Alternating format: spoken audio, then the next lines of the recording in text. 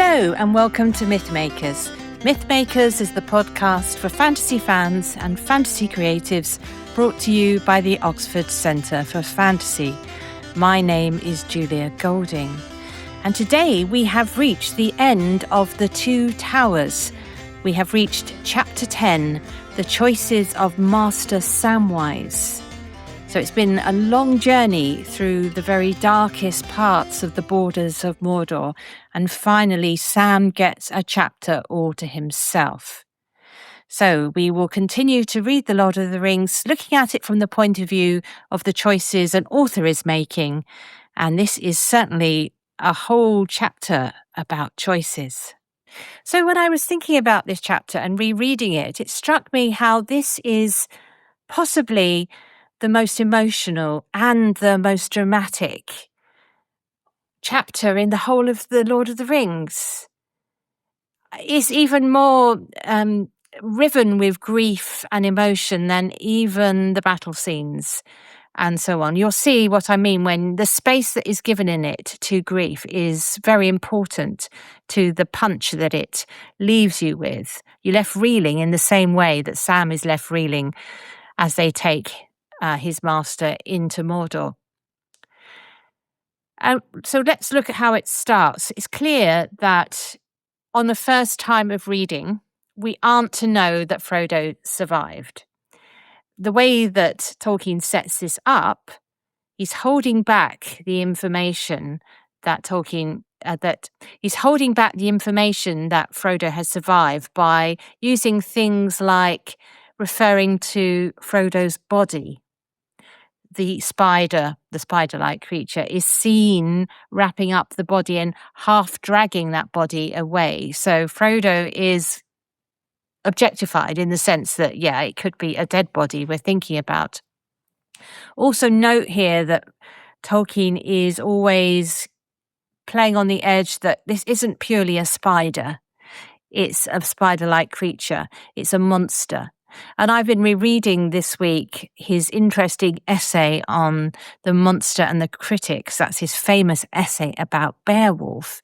And I think there's an interesting lessons to be learnt about the way he thought about monsters in that famous work and how he's thinking about Shelob. And one thing he makes clear in that essay is that monsters in Beowulf aren't there just as silly sideshows from the main business of the tales of kings and queens of that part of the world. They are there as important revelations of the character. They're the test, the necessary test. Just as the arrival of the Green Knight in Sir Gawain in the Green Knight, his primary function is as a test of the moral character of Sir Gawain.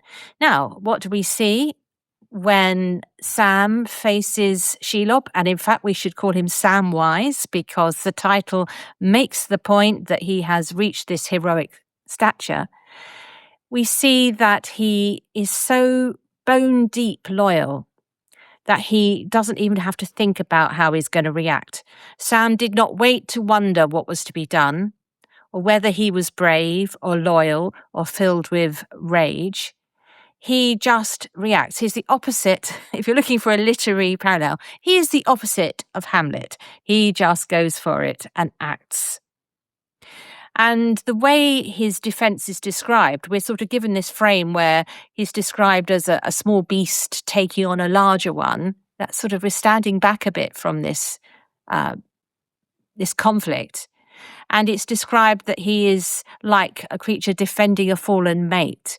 This gives that sense of the closeness between Frodo and Sam is such that it's almost like a married bond. They're certainly linked together, aren't they? They're that close that they are each other's best mates in that sense. What I love about this description of the spider fight, or the Shelob fight, is how the prose is used to dramatize it. It is like, you don't need a film when you can hear or hear in your head the sentences describing what's going on. So note, for example, the lugubriousness of this sentence as it sort of, as Sam gets Shelob's attention. Disturbed, as if out of some gloating dream, by his small yell, she turned slowly the dreadful malice of her glance upon him. Now, if you break that down, there's like 7 sections in that sentence. It is mimicking the slowness, the revving up. If you think of the famous gunfights in the Westerns, you don't just immediately go to the guns pop pop. You do the hand reaching down to the holster, the slow build up. This is the kind of fights that Tolkien would have seen in the cinema at the time. So he's using that same idea of the slow build up. But then what is delightful is we then get the rapid change of pace as events, as the two combatants come into contact. The fight begins and the pace changes. The shining sword bit upon her foot and shore away a claw. We're moving from those lugubrious sentences to something much more monosyllabic. So we get now a little nod to the tradition of stories, because 2 chapters ago we were talking about the tradition of stories. And we get here the sentence, which is obviously from a frame standing back from the fight. So the later narrator, the framing of this being told later by the hobbits, thinking back. But Shelob was not as dragons are, no softer spot. You're not going to find that gap in her body like Smaug did when Bilbo spotted there was a missing patch, which of course then was used for the Black Arrow. But this, of course, also turns to stories outside of the world of Middle-earth, because famously Fafnir, that dragon of that famous series of stories, he had a bear patch, and so does the dragon in Beowulf, though it takes 2 to kill the dragon in Beowulf. So there is a link to these older stories, which of course Tolkien loved. And fittingly, in this moment where they're talking about older stories, he evokes the hero tales. So we've got the hero tales of Beren and Turin mentioned there. At this point, before you've reached the appendices, you might be slightly confused who these people were. You have to have a very good memory to recall that Beren and Luthien was mentioned by Aragorn way back. I can't remember if Turin has been mentioned yet, possibly not. But anyway, we've got the idea that we are being linked to these heroes from the past, which of course puts Sam's in that lineage. It's that debate that's been going on for the last couple of chapters, the place of Frodo and Sam in that line of heroes. Just because they're of shorter stature doesn't mean they don't line up with these great heroes of the past. Do read that section for the fight choreography. It's got some wonderful changes of pace where it accelerates. It's well described so that you can actually picture what's going on. And you've got things like, too soon. No, she's thinking it's over. Too soon, for Sam stood upon his feet. So he's getting up. And then we get this wonderful point about evil undoing itself. So Shelob, with the driving force of her own cruel will and strength greater than any warrior's hand, thrust herself upon a bitter spike. So this is the theme of Lord of the Rings in many ways, that evil will undo itself. And sort of similar thoughts happen later at the end of the tale, when it's the ignorance of the motives of the good that is the undoing of Sauron, their hubristic point. One little point I noticed on this read-through is that for some of this fight, we seem to be in Shelob's head, which is really, I don't know that happens very often occasionally actually, no, I'm thinking about it, occasionally we do sort of see when the evil characters realize that they have missed a trick or overlooked something important. But here, with Shelob, it's particularly important because her isolation is stressed. And her isolation is broached by the blade, but it's also, in a way, broached by the narrator imagining how she is perceiving this attack on her body. So it's a nice little point that we're getting inside the spider in a way that she would not approve of at all, which emphasizes what's going on in this battle. So now we've got Sam in his chapter hearing the helpful voices that Frodo heard previously as he tried to get out of the lair. It comes at the moment when you're facing death. And it's put like this, as if some remote voice had spoken. In the film version, they imagine this as Galadriel. That's possible, isn't it? They're recalling her advice. But there does seem a like prayer-like aspect here, some sort of good powers beyond even Galadriel, because the names he calls on are Elbereth Gilthoniel. But anyway, there is the good powers in this voice is present, which direct him to the Phial of Galadriel. And we get this moment where he is a channel for an elven song that he doesn't even know. The companion to The Lord of the Rings notes that this is in Sindarin, whereas the song that Frodo earlier referred to apparently is in Quenya. So I'm sure Tolkien had his reasons. But that's really not the point of it, is it? The point is that he is using his memory of the goodness of the elves and the beauty of their music and their songs to make him stand on his feet and face this horror. And so we get the line, and with that he staggered to his feet and was Samwise the Hobbit, ham-fast son again. That's page 339. So when the voices appear to the good characters, it doesn't possess them and take them away from themselves like the ring does. It helps them get back on their feet and be more themselves. That is what the light, the Phial, the memory of the elves do for the good characters. It's interesting here as well that we see the light from the perspective of the spider. It's described as a dreadful infection of light that spread from eye to eye. It's the evil cannot bear to be in the presence of the light. That's quite Miltonic. The fall of the angels, they can no longer bear the light of heaven. There's that sense here that evil can't stand in the presence of light. And we get this slowing down of the pace completely as she retreats. She began to crawl, claw by claw, towards an opening in the dark cliff behind. You can see her reversing, squeezing in. That was visualized well in the film, if you remember that section. But I think it was also realized very well in Howard Shore's score for this battle, with the sort of the retreat at the end of that. A very sort of noisy piece of music, but it has a wonderful retreat that I think is picking up on this sentence, in fact. So we get a line break. And the interesting use of this little section is telling us what we're not going to know. It imagines what might happen to Shelob, but then admits this tell does not tell.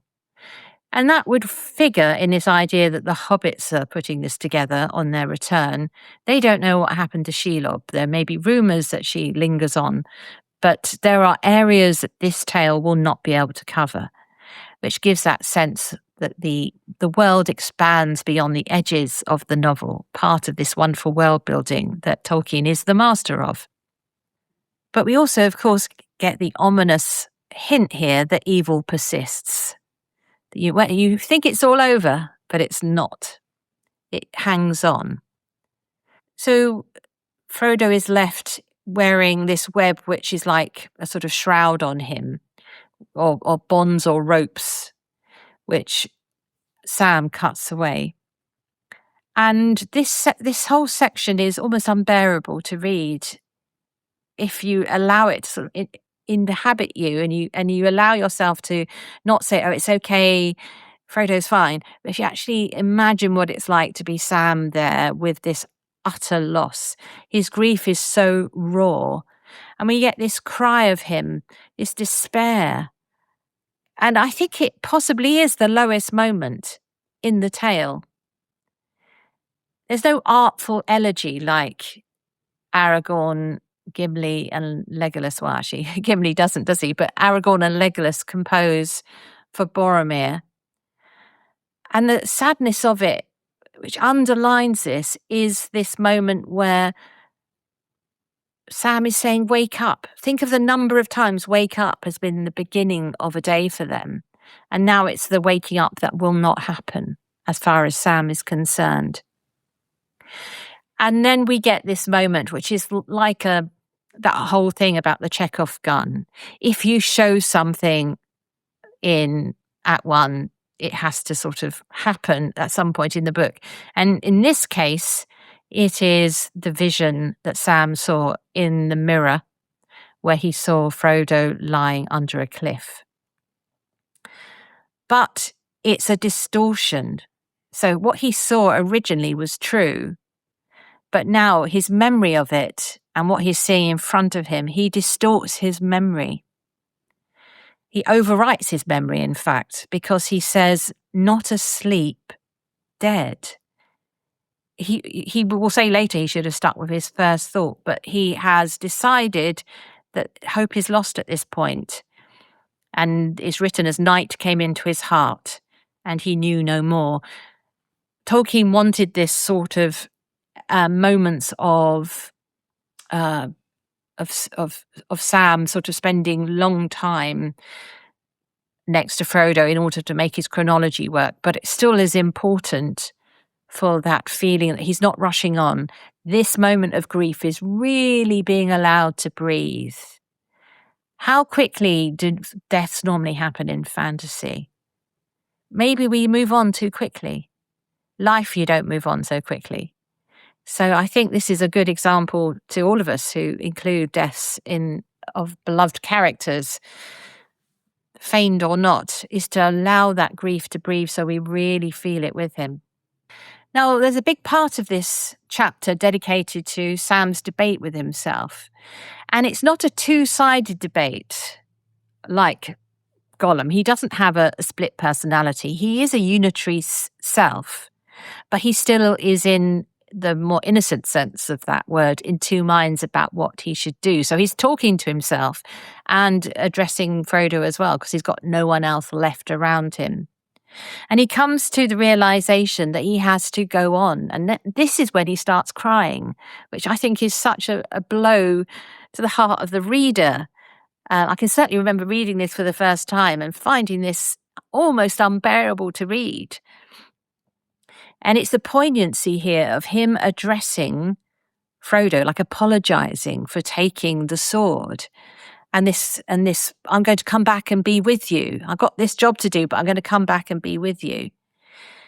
And he takes the phial, the light, and the sword. He doesn't at this point take the ring. He hasn't quite yet worked out that's also part of what he needs to do. Because we get another line break. These line breaks, this is a chapter which is the art of the line break. There's sections, they're like cuts in a scene, because we then get him saying, not yet. Though I seem to have made up my mind in the previous bit, I still can't leave. We can feel the reluctance to leave in these section breaks. And part of it, so it gives space to Sam's emotional journey, but there's also the part where the reader is saying, hang on, Sam, you can't go. What about the ring? So there's the sort of reader unable to help him through this thought process, which engages us in this. We feel as though we're watching him fumble his way through this crisis. So the lesson I'm taking from this is don't rush such a massive moment. Really don't rush. Because we now get to the heart of it. Why is he leaving? So initially, his thought may have been, I'm going to go after Gollum. And he comes to the realization that vengeance is not worth leaving Frodo. And that makes him debate with himself if he should take the ring. And he tests it against memories of what he's heard and the advice that he's heard. And so he's testing it against the voices of the Elronds and the Gandalfs. But in the end, it comes down to Sam himself deciding with plain Hobbit logic, which is also usefully a recap of the stakes and the plot. So he says, no, it's sit here till they come and kill me over Master's body, and gets it being the ring, or take it and go. And there's another line break. It's almost like, what would you do, reader? Sam is in that moment of thought. We are being really involved in it by giving us that breather at that point. Think of the various ways that the ring has passed from holder to holder. So it starts off on Sauron's finger and is cut off in battle. Then it is taken from Isildur by him being killed in an orc attack and falling into the river, found by Deagle and taken by force by Smeagol, Gollum, found by chance, so that's a sort of neutral moment, but kept by Bilbo. He selflessly, after much struggle, passes it on to Frodo. Frodo selflessly offers to take it to Mordor. And then we get the next and last Hobbit in the chain, because Sam decides to take it for selfless reasons as well. I think it's noteworthy that the last person Sam appeals to is the lady, as if the lady could hear me. It's a very familiar kind of prayer. Of course, the lady in Tolkien's Catholicism is Mary, and that underlines how Galadriel, in many ways, represents that kind of figure of purity and goodness and light, of course. And we get this final, it feels like a final moment. It's a beautifully composed composition where Sam assumes the burden of the ring and then stands with this weight. And the light that has been burning very brightly with his courage up to this point now has a soft radiance of the evening star in summer. We're moving into an elegiac mode. Tolkien he has wonderful gear changes, the way he's able to move through these phases. And it ends with Sam going from that soft evening light to stumbling into the dark because he is in despair. The line break again. Notice the line breaks. It's because poor old Sam is plagued with doubt. And at that moment where he's second-guessing himself, there's this scattering impressions of the arrival of the enemy. Tramping feet and shouts behind. It's also like, oh, what do I hear now? What do I hear over there? Really different from the more structured paragraphs we've just been having. And in that flurry, that is the moment when he first puts on the ring. It's reaching for it in a panic.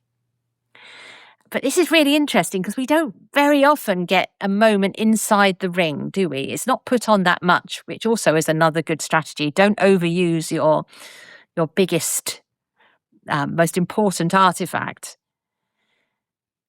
Another line break, and then we get the world changed. And a single moment of time was filled with an hour of thought.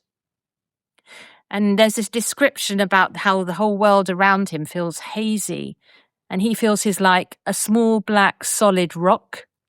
Of course, Sam is like Peter the Rock, isn't he? And the ring was like an orb of hot gold. So the black rock, the hot gold, wonderful contrast. And it goes on to say that Sam felt so visible. That picks up the idea of the invigilation in Mordor and the eye. There's a wonderful passage that follows immediately after this of the orcs passing, how they feel almost ghost-like, because we've been told before that when you put on the ring, you're sort of in this shadow wraith world in part. So the real world feels like wraiths to you, because you've crossed a kind of barrier to be invisible. And so you get a beautiful description of that there. Well, it's not beautiful in the sense of they don't look nice, but I mean in the sense of evoking it really well, of the flare of the torches and the orcs converging. And then we've got a very good authorial strategy. How can Sam, who needs to know what's being said, how can he understand? Well, a bit like being inside the TARDIS allows you to understand all alien languages, here there is a reflection that perhaps the ring is allowing Sam to understand because it's nearer its source, it's getting more powerful, so therefore it allows him to understand orc talk. Now, there's a problem with orc speech in a way, because the way it is translated with the garns and the lubbers and things like that, it's like the bandit yob speech of Tolkien's day. It would have sounded absolutely awesome, of course, in black speech. So you have to allow that this is being, the way I'm thinking about it, is the ring is translating it for Sam, and that's the kind of language Sam would use for a bad guy. So if you were translating it for yourself, you might be reaching for some kind of Guy Ritchie gang speak with lots of effing and blinding or something. But Sam's world is more of this. I imagine Tolkien would have loved to have written it out in black speech. So you have to look past that slightly, I suppose it feels more like the Hobbit, Orcs, Goblin speech. Look past that and give it a bit more of an edge. They still say interesting things. Sam, his reaction to them is because he sees them gathering around Frodo's body. I like all this, that we've been building up to all his choices. And actually, when it comes to it, it's another instinct that saves him. He flung the quest and all his decision away and runs back. And he's saying, no way. I can't be their ring bearer. Not without Mr. Frodo. And he's saying there's not going to be any song about me because no one will hear about this. That's the sort of carrying on this idea of the tale telling. That's quite hard to say. So I like this about him, is he spent all this time deciding, but actually his choice is made by going with his heart. This is a huge struggle. This whole chapter for Sam is a huge struggle. His weariness was growing, but his will hardened all the more. Again, you could imagine this is drawn out of the bitter experience of fighting in the First World War. You have to just grit your teeth and carry on. The Shagrat Gorbag conversation, which he overhears, is a classic strategy for an author. If you want to hear a lot of plot, sort of background, give it as a conversation to somebody else to overhear. In this case, the ring is allowing him to access to something he wouldn't otherwise be able to hear with his normal Hobbit ears. And what I like about this is there is care taken by Tolkien to humanize is the wrong word, but to give orcs their own culture. So we've got Shagrat, who is I suppose the more law-abiding one. And you've got Gorbag, who's the one who dares to criticize. He daringly says to Shagrat, they can make mistakes, even the top ones can. So he's thinking more mutinous thoughts. And he calls the Nazgul his favourites. And there's this rather, not nice for ordinary people, but there's the dream of what the orc good life would be. He says, we could go and set ourselves up with no bosses and live off the loot with some faithful boys. So lads, I think he uses that term. So you can see how orcs' needs are simple, but one of the things they don't like is being under the thumb. Shagrat is, I think, more of the politician of the two. He talks about the Nazgul being uneasy. This possibly, there is some debate here about when exactly what the Nazgul are reacting to, because of course the moment in the valley is actually a few days ago now. It could just be a bureaucratic delay, Because we also hear that when the Watchers were worried, the sort of the guard, the magical guard on the passage, they couldn't get Lugburs, that's Sauron in the Dark Tower, to pay attention. So the strategy that Aragorn later uses is actually foreshadowed here, that if you show Sauron a shiny object somewhere else, sending people off to battle, he doesn't pay attention to what's going on under his nose, which is a fatal flaw.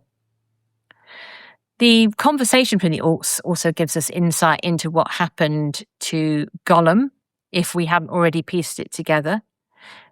They use the word sneak for him, which gives yet more idea here that the ring is translating this into a language that Sam understands, because, of course, sneak is his word. And they go on to speculate there is a large warrior on the loose, an elf, which means that we know there's poor old little Sam crouched down listening to this, and he laughs darkly at this point because he's the cavalry if any cavalry is coming. On this sort of echoes across the book, the orcs' orders about how to treat the prisoner are a mirror of what Saruman told his Uruk-hai, that they're not to be spoiled, that anything they have on them needs to go to Sauron. So they know they're looking for the ring or something, but they know they're looking for something important, but they're not to take it for themselves. Then we get the sucker punch for Sam, which is also for the reader on first time going through this, for us too, that this fellow isn't dead, says Shagrat. Gorbag doesn't know this. So Gorbag is sort of showing us that Sam wasn't foolish to think that Frodo was dead, because everybody expects him to be dead just looking at him. But the orcs who guard the passage and who know Shelob's ways know that he's actually knocked out because she likes to eat living meat. And Sam, of course, berates himself and tells himself that his heart knew it. And but he's made the wrong choice. For all the choices, he feels he's made the wrong choice. And we get a very dramatic end to the two towers. The great doors slammed to. Boom. The bars of iron fell into place inside. Clang. The gate was shut. Sam hurled himself against the bolted brazen plates and fell senseless to the ground. He was out in the darkness. Frodo was alive but taken by the enemy. Fantastic, dramatic end. Of course you're going to come back for the third volume with that. I'm trying to think of other times when I felt that about a fantasy piece. Maybe at the end of The Empire Strikes Back, when Han Solo is frozen. It's that thing where to be continued, but the early readers had to wait for the following year before they found out what happened to Frodo. And then, as a little sort of aside to this, thinking about how Tolkien as an author writes his book, he paints himself into a corner. Because in a letter from November 1944, remember where we are in the war at this point, the tide is turning, but it wasn't clear how the war was going to come to an end. He writes, "I have got the hero into such a fix that not even an author will be able to extricate him without labour and difficulty." I love the idea that there is jeopardy too for Tolkien in this. He's thinking, okay, I've got Frodo here up in a tower surrounded by orcs, and I got Sam outside with the ring. He presumably knew that he wanted the quest to succeed. How was he going to get himself out of that? And if you write like that, it's actually quite a fun place to reach. I sometimes write books like this because what you do is you comb through all the details that might prove the chink in the armor for your bad guys. And the one that has been mentioned in this chapter and Sam didn't take was the mithril coat. So that mithril coat that links back, of course, to the Hobbit and the dwarves in this tale that is about tales is going to be that chink in the Orcs' armor, ironically. So do join us again when we begin Return of the King. And I will do a sort of wrap up of what I've learned reading my way through the Two Towers as a sort of coda to this particular part of my series. But I'm looking forward to seeing how Frodo does escape as we start on the Return of the King next. Thank you very much for listening.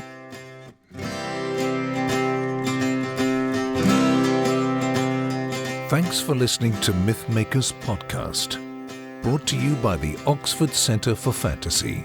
Visit oxfordcenterforfantasy.org to join in the fun. Find out about our online courses, in-person stays in Oxford, plus visit our shop for great gifts. Tell a friend and subscribe wherever you find your favourite podcasts worldwide.